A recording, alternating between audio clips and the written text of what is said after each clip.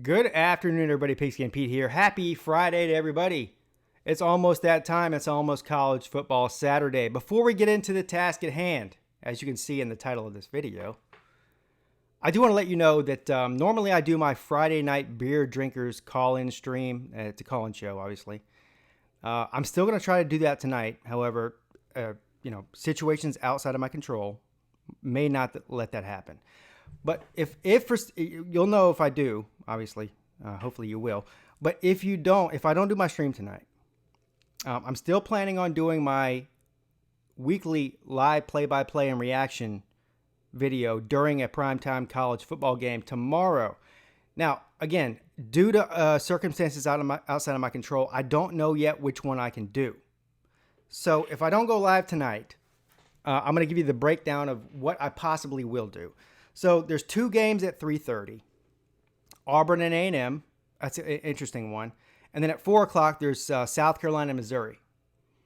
So I'll probably do one of those. That's probably the more likely of the situation. Now, I really, really wanted to do Notre Dame and Georgia. That's the one I want to do. But again, this is outside of my control. I won't get into my personal business right now. The reason I don't know yet. I don't know what I'm going to be able to do yet. It's going to be one of those three games though. So just stay posted. I'll post it on Twitter. I'll post it on Facebook. I'll post it in the community part of YouTube. Which one of those I'm going to do? I should know by tomorrow morning at some point which one of those I'm going to do. The problem with the Georgia and Notre Dame game is that it's at the same time as Clemson, and I know Clemson plays Charlotte. But I'm still going to want to watch Clemson play. I don't care who they're playing. So the least likely is actually probably Notre Dame and Georgia, unfortunately. The most likely one I'll probably do is South Carolina and Missouri. And I did a South Carolina game, I think, what was it, last week? Yeah, when they played Alabama. But this has probably more to do with Missouri, the reason I want to do that, and the time slot it's in. Anyway, so just keep an eye out. I'll let you know. Let's move on to the task at hand. This is the reason everyone's here and everyone's watching. Everyone clicked on this video. I'm taking a break from trashing Clemson fans. I think. Oh, man, it's been a rough week for Peete and Pete. Of course, a lot of Clemson fans don't like me anyway, so it's really not that much of a shocker. But when I call them out on their BS, it gets even worse. But anyway, so today we're not going to talk about Clemson and their terrible schedule and their horrible offense. All right? We're going to talk about something else. For those of you that have been here, well, hell, even if you're new, you may have noticed. I don't know, maybe you don't notice. I notice everything because this is my YouTube channel. But you may have noticed there's not any Michigan people. The one pops in every now and then, right? Michigan fans on the Pigskin Pete channel.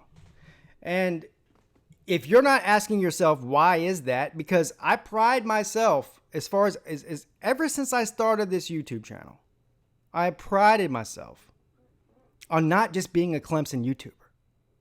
Yes, that's my team. Yes, I cover them a lot. Yes, I watch them closely. Yes, I make a lot of videos about them. But this YouTube channel is about other things than just Clemson. It's about the entire landscape of college football. I love college football. Always have. And I have so many different fans that subscribe to me and interact with me. From every fan base. From Oregon to Texas A&M. I mean, go down the list. Tons and tons of teams. You are lucky to find on any given day, on any given video, even one Michigan fan commenting in the Pigskin Pete comment section. Now, why is that? Well, I'll tell you why. It's because I've been very hard and critical of Michigan. Particularly since Jim Harbaugh got there. And I watch all these other YouTube college football makers. Some of them I'm friends with. Uncle Lou, Mark Rogers. I respect these guys' opinions on stuff. And they have call-in shows as well. And rarely do I'm always watching. Even if I don't watch live, I'm always watching. And rarely do I call in to these shows unless I hear something that really gets me going. And so a couple of weeks ago, it was like 2 o'clock in the morning. I'm about to go to bed. It was on the weekend, right? I think it was on a Saturday night after college football was ended. I'm getting ready for bed. Turn on my smartphone, see Mark Rogers is live. I'm like, wow, he's live at 2 a.m. Turn it on. Hear him talking about Michigan and defending Michigan. And so I'm like, okay, no, I'm not going to bed. I'm about to call Mark Rogers. So I call Mark Rogers. And I'm basically going to reiterate to you right now what I said to Mark Rogers. And this is before they played Army, even. The reason that Michigan fans don't like me is because I tell the truth, and sometimes the truth is hurtful. And I don't know why these people take it personal, because I don't have any personal vendetta against Michigan or Jim Harbaugh. Well, I think Jim Harbaugh is weird, but that has nothing to do with anything. I don't think he's a bad guy or anything. I don't really know any Michigan fans. Clemson doesn't have any sort of rivalry with Michigan. So there's no reason for me to hate Michigan. And I don't hate Michigan. All I've ever done on YouTube, as far as Michigan's concerned, is point out the fact that they are massively, massively overrated in the polls and in public opinion. Not just the polls, because the polls mean nothing to me, but in public opinion as well. Every single year. And this year is no different. Hell, this year might be worse. I don't get it. I feel like I'm living in a bizarro world where somehow everybody gives credit to Michigan for doing absolutely nothing since Jim Harbaugh has been there. So Mark Rogers said to me, and I said to him, I said, look, I'm not saying Michigan is not a good team, because I don't think they're a bad team. They're obviously a good team. I said, but when you go out and hire a Jim Harbaugh and give him a $7 million a year deal. This is 5 years ago, right? At that point, he might have been the highest paid coach in football, or him right there with Saban. I don't know. Maybe he's not now, because we've had other coaches like Fisher and Sweeney, and some other coaches have signed some huge deals. And so maybe he's not the highest paid coach now. But at the time, that was a monumental contract that he got. $7 million a year. I think it was, 10 years? Something like that. He's a Michigan guy. Right? He had a lot of success, quote unquote, success at Stanford with Andrew Luck. But unless I'm wrong, that when he was there with Andrew Luck, who's a generational player, he's right up there with Deshaun Watson and Trevor Lawrence and Tua Tagovailoa and some of these prolific quarterbacks. Did they ever win the Pac-12 when he was there? I don't think they did. Now, I'm not saying he didn't have any big wins there, because I think they won, some Rose Bowls or whatever. So then he goes on to the NFL. My phone is blowing up. And anyway, I'm losing my track of thought. So he goes on the NFL. And he's got Colin Kaepernick. They go to, I think, 2 NFC title games. I think they go to 1 or 2 Super Bowls. I don't remember. So he's a really good NFL coach, just like his brother is at Baltimore. Things go south all of a sudden for some reason in San Francisco with the 49ers. And it was a real ugly breakup. Jim Harbaugh is very vocal about how unhappy he was. Him and the front office didn't get along, whatever. So they hired Jim Harbaugh back, the golden boy, the Michigan guy, the quarterback guru, Jim Harbaugh, at Michigan, and pay him all this money. And when they hired him, now I wasn't on YouTube at that time, but when they hired Jim Harbaugh, just as a fan, I'm sitting back going, wow, this is a great hire. Michigan is about to be back on the map. I believed that. As a non-Michigan fan, I believed that Jim Harbaugh was about to get them into national title contending position within 2, say 3, 4 at the most years. That's what I was thinking. Well, now we've seen the reality. I know reality doesn't matter to some people, but it matters to me. That's all I'm a very pragmatic person when it comes to the way I evaluate college football and both my personal life and everything else, and the world in general. The reality is that Jim Harbaugh has been massively disappointing for the money he's getting. And Mark Rogers' point to me was, well, he took over a terrible program, which he did. That's number one. And you've got to give these guys time. And I said to Mark, look, I'm all about giving time. Even as much as 2 years ago, I was on the Michigan bandwagon, thinking that he was going to get this thing turned around, right? But after 4 seasons now, he hasn't beat his not his in-state, but his divisional rival, Ohio State, one of the biggest rivals in college football. He hasn't won his division. He hasn't made the college football playoff, and his record in bowl games is 1-3. And on top of all of that, and this might be the most important thing, Jim Harbaugh is an offensive guy. He's supposedly a quarterback guru.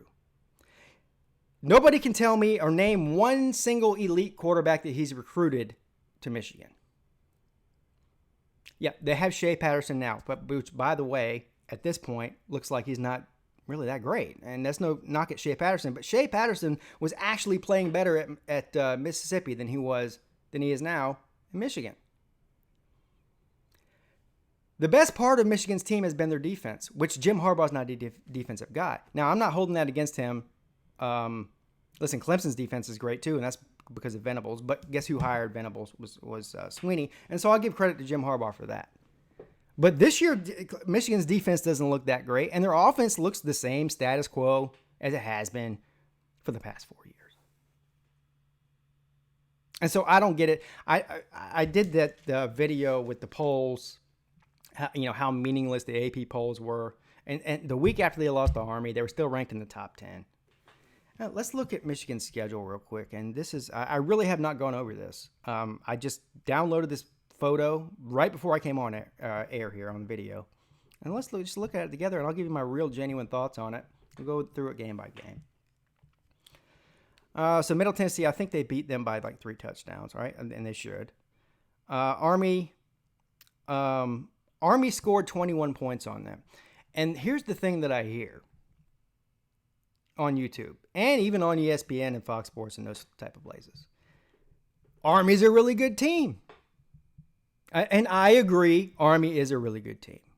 But I'll say again, like I've been saying, there's not a single player on Michigan's team that would have got a scholarship offer to Michigan. And so, yes, while Army's a really good team, this game was in Michigan. And Michigan is supposed to be a top 10 national title contending winning team this year. That's the expectations for them. With Ohio State having a new head coach after Urban Meyer left and a young quarterback who has not started many games or any games until it came to Michigan. Last week they were off. This week they traveled to Wisconsin. Now Wisconsin is a very bipolar team as well, but listen, be honest here. Wisconsin has been a much better program overall than Michigan has in recent years, at least the past decade. Wisconsin's won their division multiple times and beat some big-time teams. This game's in Wisconsin. Now, I already know before, as sure as the sun will rise tomorrow, if somehow Michigan goes into Wisconsin and beats Wisconsin, I'm going to have people flooding my YouTube comment section telling me, oh, see, you don't know anything about Michigan. You don't know anything about football. See, Michigan won. You don't know crap. Look, I'm not saying that Michigan can't beat Wisconsin. Now, I bet on Wisconsin in the Bet Now picks for the contest, but I'm not saying Michigan can't beat Wisconsin. But I think I still would favor Wisconsin. But let's move on from Wisconsin. Then they play, one of the worst teams in football, Rutgers. Then they go and play Iowa, who just got beat by Iowa State. Then they go to Illinois. Illinois is no good. Then they play at Penn State, who probably will beat them, and Penn State just struggled and almost lost to Pitt, a bad ACC team. Then they play Notre Dame. We'll find about Notre Dame this weekend when they play Georgia, but I still believe Notre Dame's going to give Michigan everything they can handle and more. At Maryland. Maryland can score 1 million points, but we saw last week they got beat by Temple. Is somebody noticing a pattern here? Middle Tennessee State, Army. I'll give you Wisconsin. Okay, that's a good team. Rutgers, Iowa, Illinois, Penn State, Notre Dame, Maryland. Is this some kind of world-beating schedule? Everyone keeps telling me how Clemson's schedule is so soft. Is this some kind of world-beating schedule that I'm looking at here? Then they play at Michigan State, who just lost to Arizona State at home Then Indiana, who are they? And then, of course, they play the big boys of the Big Ten, the owners of the Big Ten, the Titans of the Big Ten, Ohio State. And I wholeheartedly believe as long as there's no major injuries as far as Justin Fields or anybody, God forbid, and both these teams are healthy, Ohio State is going to curb stomp Michigan because Michigan's offense is not progressed at all, and their defense looks like it's degressing from a year ago. And we saw how last year's game turned out, didn't we?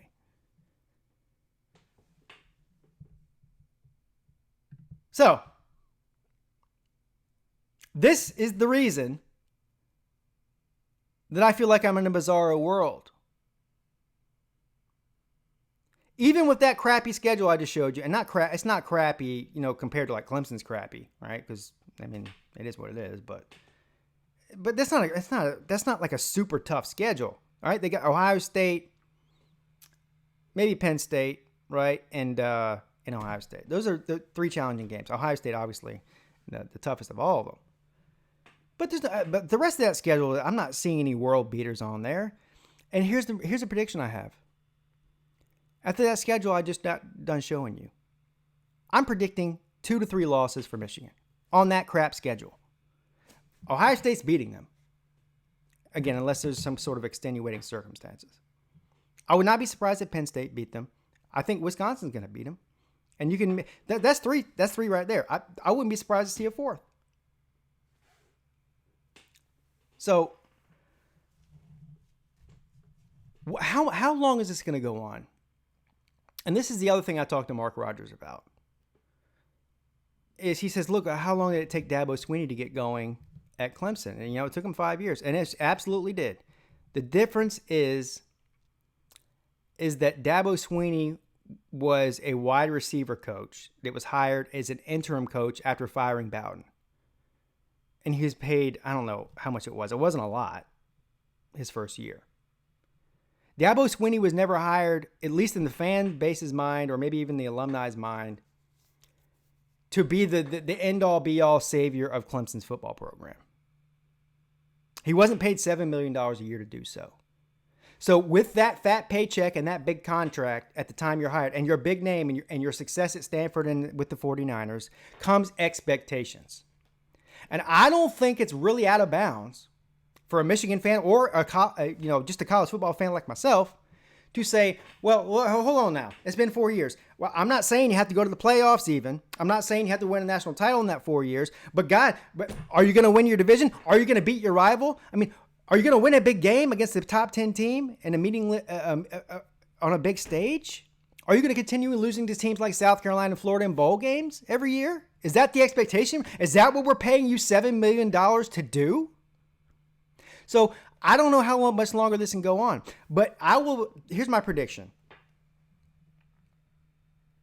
If Michigan goes on to do like I think they'll do, and probably lose 2 or 3 games this year, and not win the division again, and not win the Big Ten again, and not make it to the playoff again, and possibly lose the bowl game to another mid-level SEC team like South Carolina or Florida last year.